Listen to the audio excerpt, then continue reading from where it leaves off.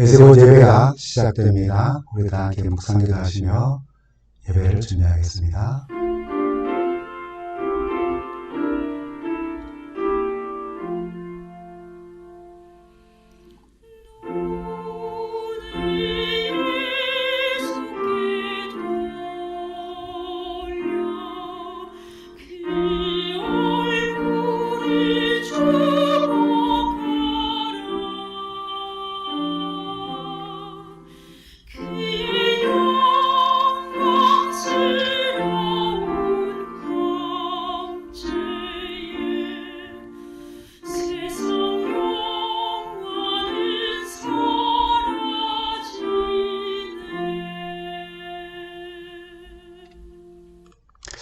우리 성도 여러분, 한 주간 잘 지내셨습니까?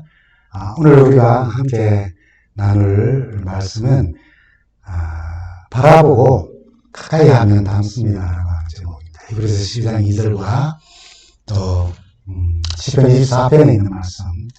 조금 부제를 붙인다면 항상 하나님의 임재 의식으로 살아야 합니다라고 하는 그런 부제를 좀 붙였고 그런 말씀을 좀 나누려고 합니다. 여러분, 이 사람이 누구일까요? 힌트는 노벨 문학상을 받은 사람이고 마이크 앞에서 노래를 부르는 모습을 통해서 가수이면서 노벨 문학상을 수상받은 사람입니다. 바로 2016년 노벨 문학상을 받은 가수 밥 딜런입니다. 그가 수상자로 발표되었을 때에 아주 전 세계가 아주 깜짝 놀랐죠. 미국의 유명한 가수인 이 밥 딜런이라고 하는 사람이 발표가 되자, 아니 어떻게 가수가 최고의 문학상권이라고 할 수 있는 노벨 문학상을 받을 수가 있지 하고 모두 의아하게 생각했고 찬반 의견이 참 분분했습니다. 그게 기억이 나네요. 그는 노래 가사를 아주 참신하고 또 시적인 표현을 창조해낸 공로로 가수로서 최초로 그리고 75세에 아주 많은 나이에도 불구하고 노벨 문학상을 수상했습니다. 이 밥 딜런이라는 사람의 원래 이름 로버트 앨런 지머맨입니다. 근데 그는 1930년대 그때를 대표하는 영국의 시인 토마스 딜런의 시를 너무나도 좋아했고 그를 닮고 싶어서 자신의 이름을 딜런으로 바꿨다고 하죠.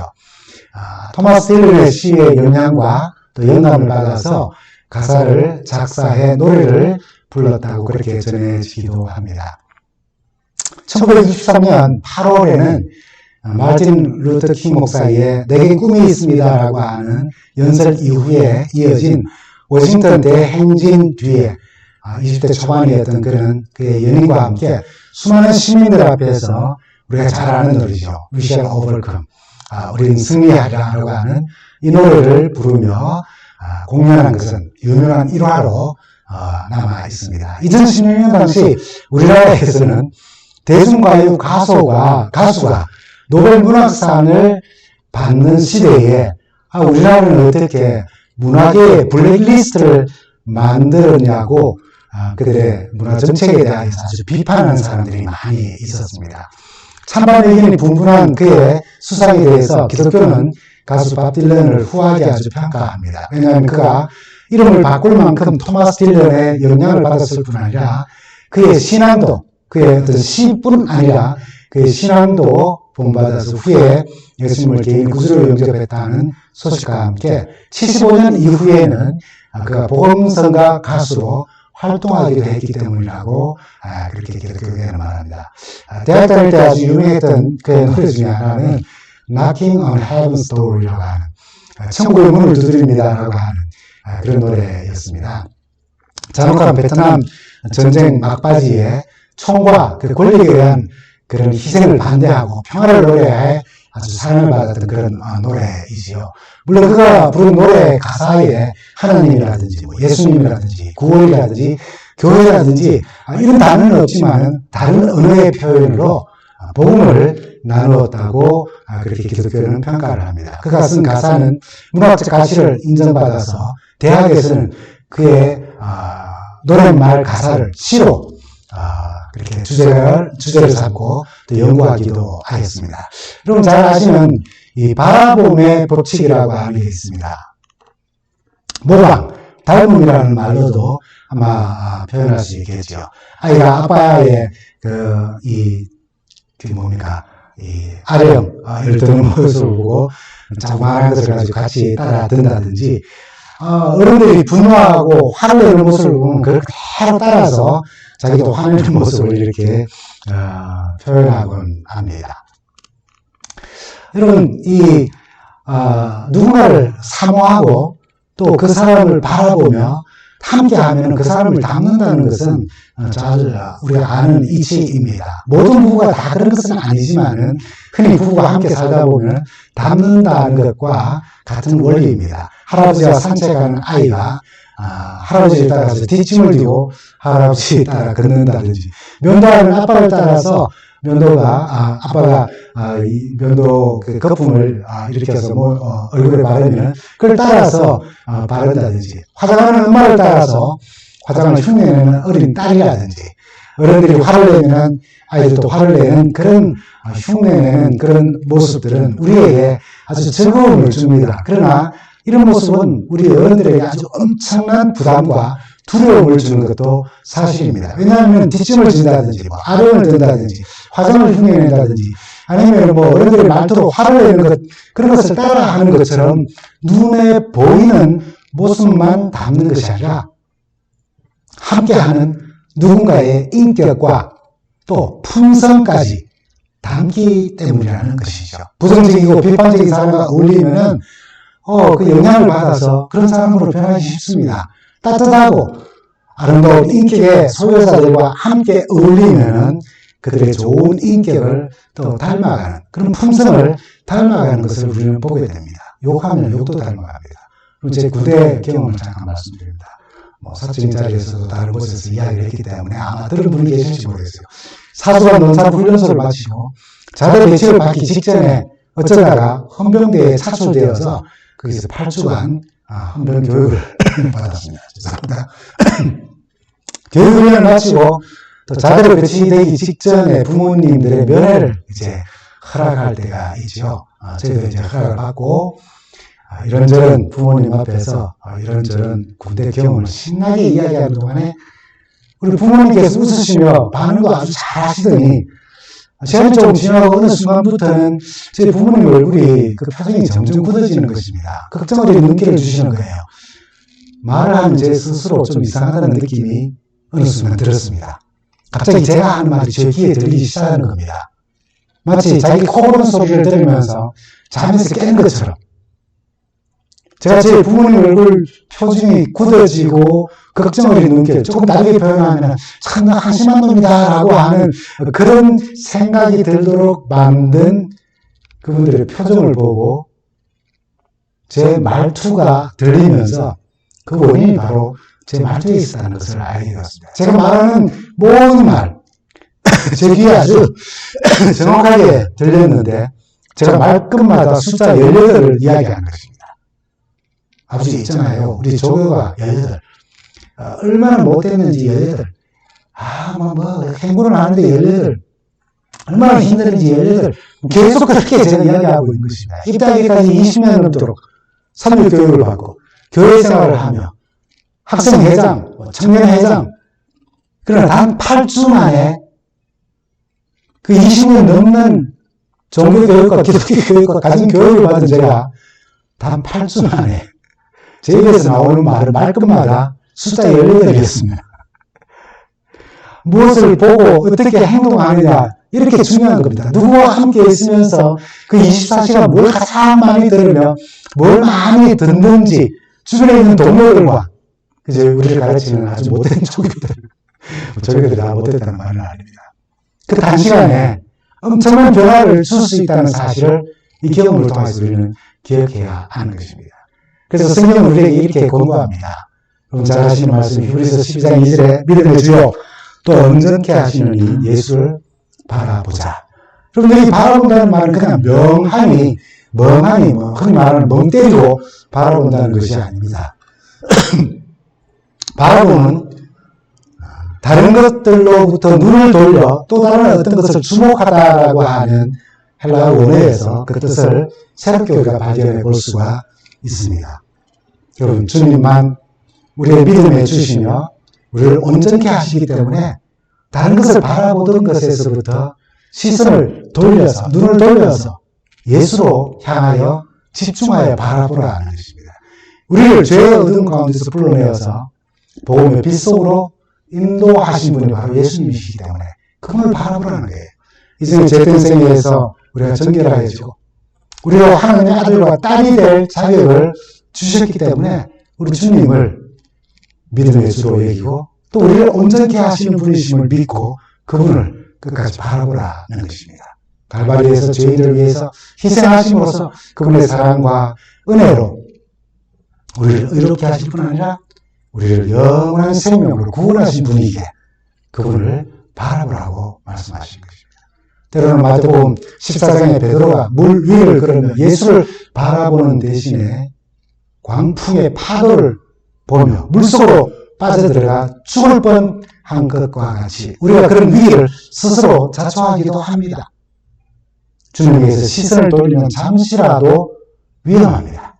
우리 믿음의 주여 우리를 온전케 하시는 예수께 믿음의 눈을 계속 고정하여 능력에 그르신 주님과 끊어지지 않는 관계를 계속해서 유지해야 하는 것입니다. 그것을 예수를 바라보라라고 하는 그런 표현으로 우리에게 말씀하고 있습니다.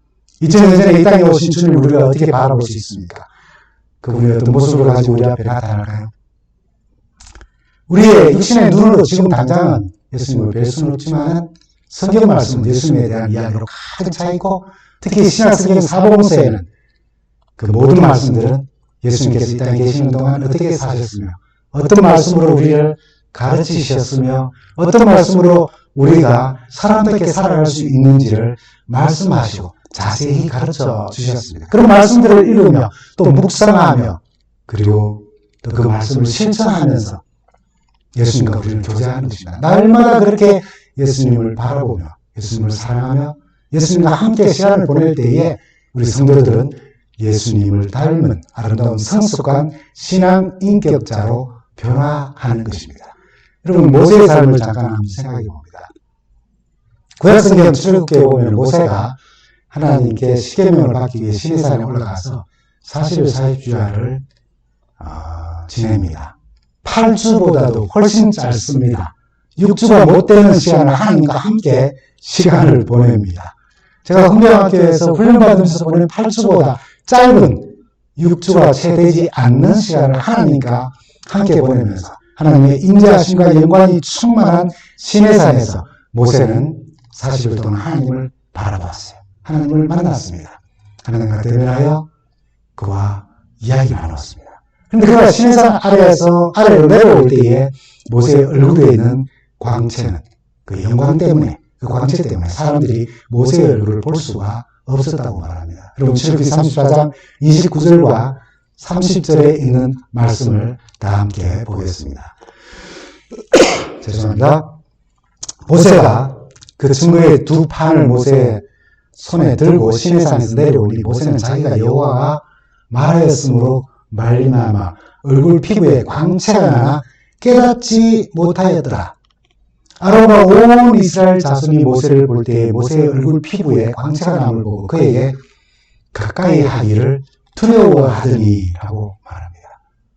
그러면 사람이 하나님을 믿고 하나님을 바라보며 하나님과 깊은 교제를 하며 그분과 동행하면 모세의 얼굴에 나타나는 하나님의 영광이라는 표현처럼 우리는 그분의 모습을 담고 반사하며 우리는 살게 된다는 것입니다.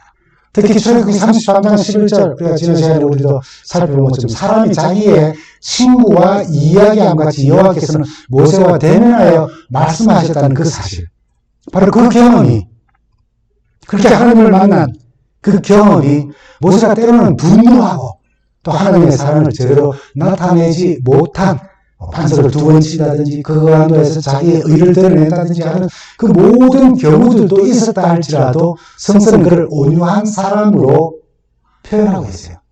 우리가 다 알지 못하는 모세의 온유함이 성경에 기록되지 않았지만 수도 없이 많은 사건 속에 나타났다는 것입니다. 어떻게 그랬을까요? 그것은 바로 하나님과 대면하여 하나님을 만나고 하나님을 닮아가는, 그것이 마치 이스라엘 백성들 앞에는 광채로 나타나서 감히 모세의 얼굴을 바라볼 수 없었다라고 말하는 그 표현 속에 나타나 있는 것입니다. 여러분, 다윗의 생애를 한번 우리가 생각해 보십시다. 이스라엘의 왕으로서 다윗은 하나님의 얼굴을 구하는 신앙의 중요함을 잘 알았습니다. 그래서 왕이 되고 난 이후에 역대상 13장에서 하나님의 언약궤를 수레에 싣고 오다가 소들이 띄움으로 웃사가 그 궤를 붙잡았다가 죽임을 당하는 사건을 겪게 됩니다.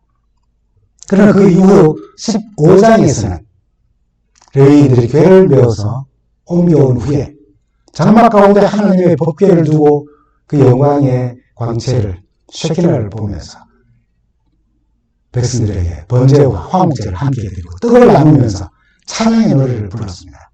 역대상 16장 10절에서 11절에 있는 말씀입니다. 무릇 여호와를 구하는 자마다 마음이 즐거울지로다. 여호와와 그 능력을 구할지어다. 그 얼굴을 항상 구할지어다 라고요. 여러분, 저는 우리가 계속 말씀 나누는 것처럼 얼굴을 구한다는 것은 하나님의 인재의식과 그리고 하나님과 동행함을 나타내는 말씀이라고 했어요. 우리가 하나님의 얼굴을 육신의 눈으로 볼 수는 없습니다. 다 사망에 이른다고 했어요. 모세도 얼굴을 대면하고 친구처럼 이야기했다는 것은 그만큼 깊은 교제 속에 들어갔다는 뜻이지 실제 하나님의 얼굴을 보았다는 것은 아닙니다. 그걸 바위 때문에 숨기시고 지나가는 뒷모습에 광채만 보여주지 않으셨습니까? 법궤가 우리 수중에 있다는 것으로 만족하지 말라는 겁니다. 다윗의 이 말은. 그 법궤가 상징하는 것처럼 하나님과 동행하며 하나님의 인재를 경험하는 우리 백성들이 되라는 거예요. 법궤를 가지고 있으면서 하나님의 인재의식이 없는 이스라엘 백성들의 삶과 예배에 대하여 이사야 선지자는 이사야 29장에 책망을 하였고, 그런 모습이 계속되는 신학시대의 유대인들을 향해 우리 주님은 마태복음 15장 8절과 마가복음 10장 6절에서 이사야 29장에 나타나 있는 이사야 선지자가 하나님의 말씀을 대언하여 증거한 그 말씀, 이 백성이 입으로는 나를 존경하되 마음은 내게서 멀리다 하시며 우리 주님은 탄식하셨습니다. 마치 우리가 예배에 참석했고 또 설명을 들었다 할지라도 그것에 만족하는 것이 아니라 그 예배를 통하여 하나님의 얼굴을 구하고 말씀을 통해서 하나님을 만나며 예배에 맞춰서는 그 하나님과 함께 동행하고 하나님의 인재의식 속에서 우리가 매일 매순간을 살아가는 것, 그렇게 하며 하나님을 마음을 다해서 사랑하는 일이 꼭 경험되어야 한다는 것을 다윗은 당시의 이스라엘 백성들에게, 우리 주님은 그 유대 민족에게, 오늘 또한 우리에게 이렇게 권고하시고 말씀하시는 것입니다. 이렇게 다윗이 법궤를 옮기며 법궤가 우리의 수중에 있다는 것보다 더 중요한 것은 하나님의 얼굴을 우리가 항상 구하여야 한다는 것을 아주 강하게 권고하는 것은, 그때 어떤 사건 때문에 그것이 생각나서 하는 것이 아니라 이전부터 다윗의 삶에 그것이 바로 가장 중요한 일이었기 때문에 백성들에게 그렇게 강조한 것입니다. 그가 왕위에 오르기 전부터 그는 하나님께 간절히 구한 내용이었습니다. 시편 27편 4절에 그는 이렇게 간증합니다. 내가 여호와께 청하였던 한 가지 일, 곧 그것을 구하리니 곧 나로 내 생전에 여호와의 집에 거하여 여호와의 아름다움을 앙망하며 그 전에서 사모하게 할 것이라고요. 이 시는 그냥 한가위 여유가 있어서 그냥 시 한 수 써내려간 그런 내용의 시가 아닙니다.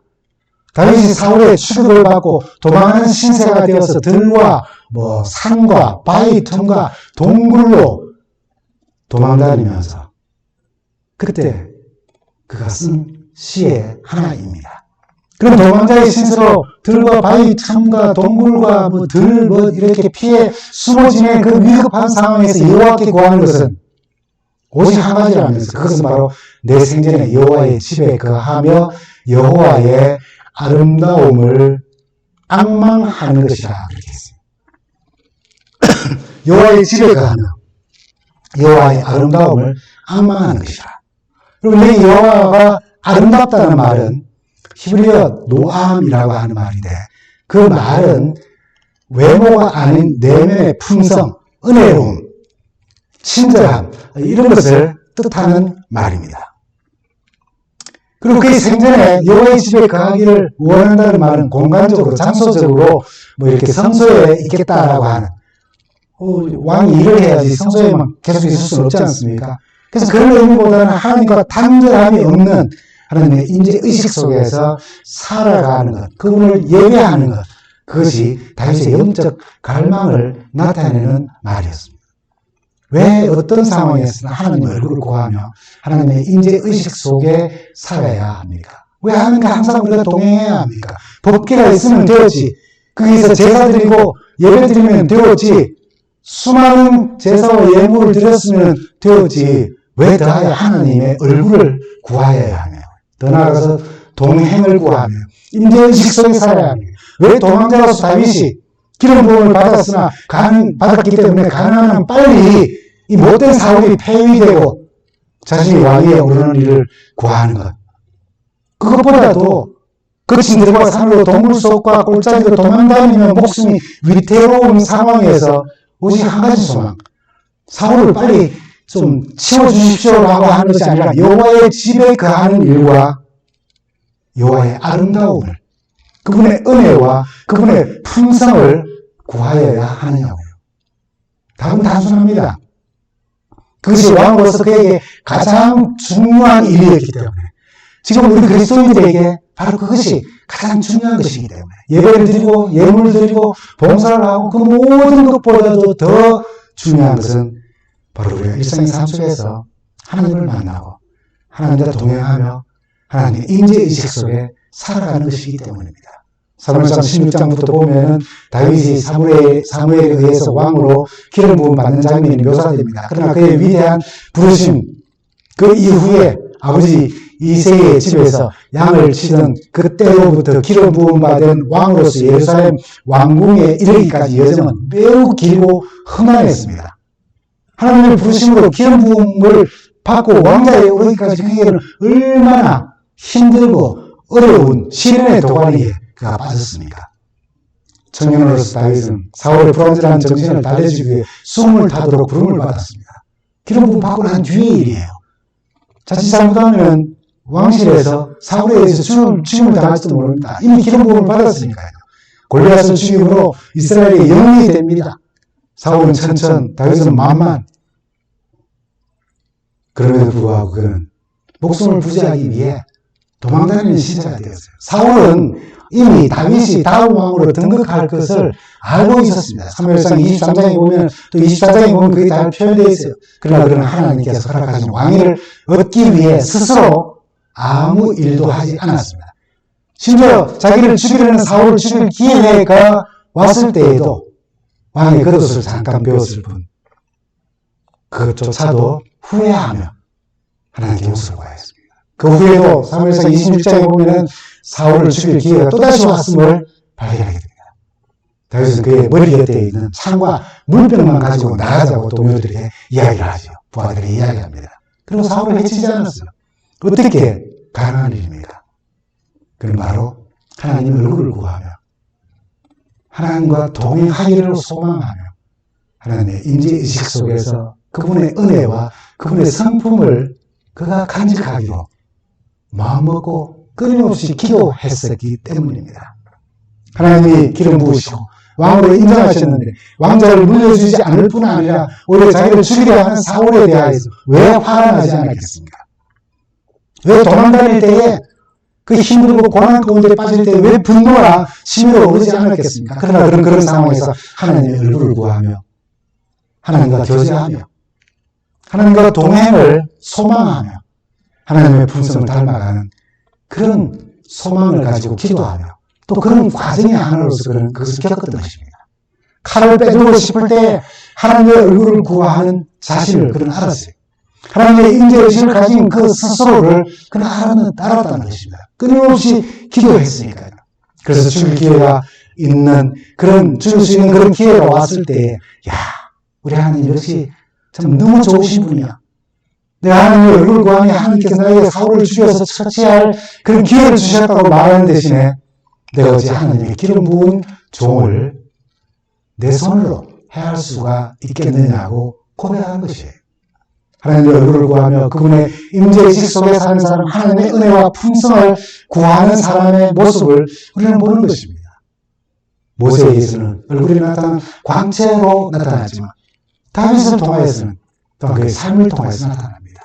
성서에 모세의 온유함이 많이 표현되지 않았지만 그는 그 어느 누구보다도 주변에서 온유와 선한 사람이라고 말하지 않습니까? 바로 그것이 우리가 지금 닮아야 할 일이라는 것입니다. 정말 우리에게 필요한 일은 하나님의 얼굴을 구하며 하나님의 임재의식 속에서 그분의 은혜와 그분의 품성을 닮아가는 일입니다. 그때 복수의 기회조차 그가 만나는 하나님의 손에 맡기면서 하나님께서 뜻을 이루어주시기를 기다리는 것이죠. 다시 우리 스스로에게 한번 물어봅니다. 왜 하나님의 얼굴을 바라고 그 은혜를 구하며 그분의 아름다운 품성을 닮아가야 합니까? 모세의 얼굴에 나타나는 변화처럼 그에 대하여 성서가 표현하기를 그가 온유함이 온 지면에 선한 사람이라고 그렇게 하는 것. 다윗이 산으로 들로 동굴로 골짜기로 도망다니며 자기를 죽이려 하는 사울을 대하는 모습. 하나님을 바라보고 닮은 은혜를 나누는 삶이 바로 우리가 살아야 할 삶이기 때문에 우리는 하나님의 은혜를 구하고 성품을 구하고 그러기 위하여 하나님의 얼굴을 구하고 그분과 동행하며 그분의 임재의식 속에 우리는 매일을 살아가야 하는 것입니다. 여기 제가 오늘 한 가지 SBS에서 나온 그 실험 하나를 함께 보겠습니다. 맞은편에 엄마를 바라보는 하느미. 이때 웃음기 없는 표정으로 하느미를 바라보는 엄마. 몇 걸음 채 가지 못했는데 자신의 키보다도 높아 보이는 낭떠러지에 깜짝 놀란 모습. 어쩔 줄 모르는 하느미. 엄마에게 간절한 눈빛을 보내지만 되돌아오는 것은 엄마의 싸늘한 표정뿐. 무심한 엄마의 행동에 결국 시각배랑을 건너지 못하고 제자리로 다시 돌아갔다. 연우에 이어 하느미 역시 시각배랑을 건너지 못하고 포기. 아이들은 무표정한 엄마의 얼굴을 보는 즉시 제자리로 돌아갔다. 그렇다면 반대로 엄마가 편안하게 웃는 표정을 짓는다면 아이들은 어떨까? 조금 전 실험과는 달리 한박 웃음을 짓고 있는 엄마. 엄마의 행복한 미소를 보자 덩달아 기분이 좋아진 연우. 그러나 이때 연우의 눈앞에 보인 것은 시각배랑을 건너기 전 물끄러미 엄마의 얼굴을 바라보는데 엄마의 환한 표정을 확인하자마자 거침없이 앞으로 돌진하는 연우. 미소 짓고 있는 엄마를 보자 한 채의 망설임도 없이 그대로 직진. 엄마의 웃음 덕에 무서웠던 시각배랑을 용감하게 통과. 엄마의 표정 변화로 확실하게 알 수 있었던 연우의 달라진 반응.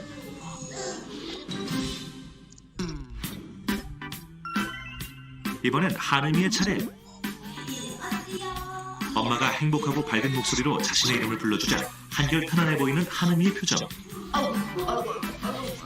앞으로 갈까 말까 주저했던 때와 달리 단번에 시각배랑 통과. 엄마의 미소에 시각배랑 건너기 대성공.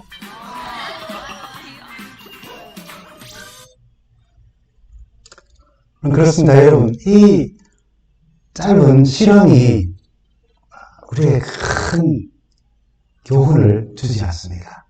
엄마 품을 떠나지 않는 낯가리는 아기들, 자기 엄마임에도 불구하고 굳은 얼굴 표정을 보면 그 앞에 놓여있는 장애 때문에 그걸 핑계로 엄마 앞으로 나가지 못하는 겁니다.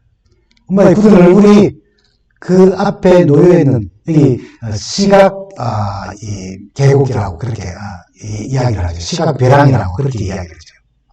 위에는 유리로 덮었지만 그 유리 통과해서 밑에 깊은 어떤 계곡 같은 그런 느낌으로 보여지는 그런 방해가 있는 것입니다. 엄마의 그런 얼굴을 볼 때에 그런 장애가 갑자기 눈에 들어오고 무섭고 두려워서 돌아서 버리는 것입니다. 그러나 웃는 엄마의 얼굴을 보면 좀 전에 보았던 똑같은 계곡 같은 그 시각 벼랑을 보고도 무서워하지 않고 자기를 향해 웃어주고 반겨주는 엄마를 향해 힘차게 걸음을 내딛습니다. 이게 어머니의 의도적인 연출입니다.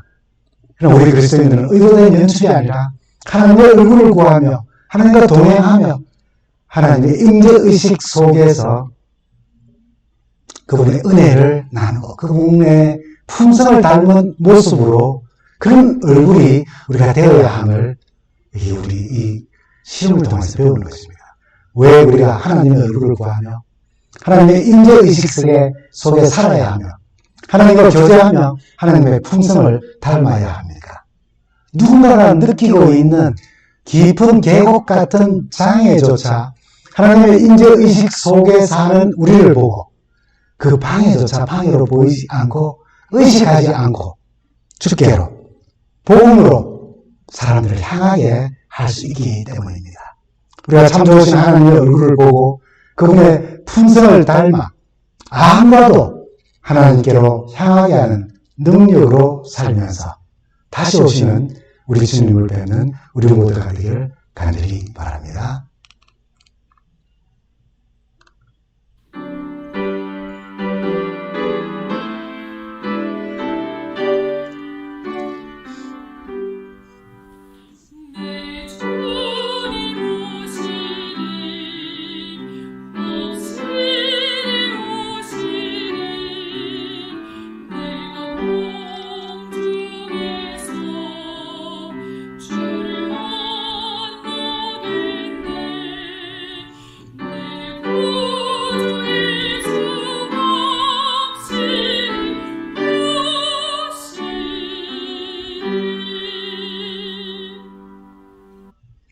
우리 주님과 동행하며 더 행복하고 즐거운 한 주가 되시기 바랍니다. 감사합니다.